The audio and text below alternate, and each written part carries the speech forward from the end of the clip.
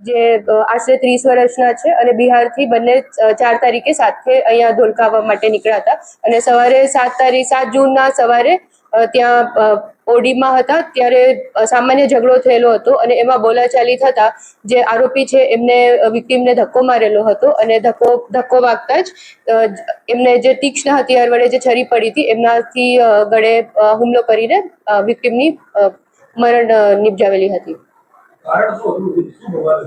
સામાન્ય બોલાચાલી થયેલી હતી અને એમાં ઉશ્કેરાઈને આરોપીએ આવી રીતે એટેક કરવામાં આવ્યો.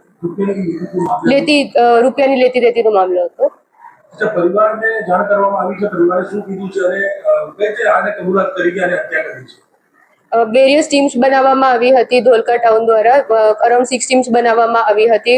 એક ટીમ ટેકનિકલી ચકાસણી કરતી હતી, એક સીડીઆર ચકાસણી કરતી હતી, એક સીસીટીવીની ચકાસણી કરતી હતી, હ્યુમન સોર્સથી બી પૂછપરછ કરવામાં આવી હતી. જેના પછી અરાઉન્ડ 15 to 20 લોકોને શંકાના દાયરામાં લીધા હતા અને પ્રાઇમા ફેસી જે માણસ ઉપર ડાઉટ હતો જે ક્રાઇમ સીન જોઈને એમને પછી પૂછપરછના ટાઈમે ઇન્ટરોગેશન કરવામાં આવ્યું ત્યારે એમને કબૂલાત આપેલી હતી કે આ રીતે મર્ડર કરવામાં આવ્યું છે એમની દ્વારા.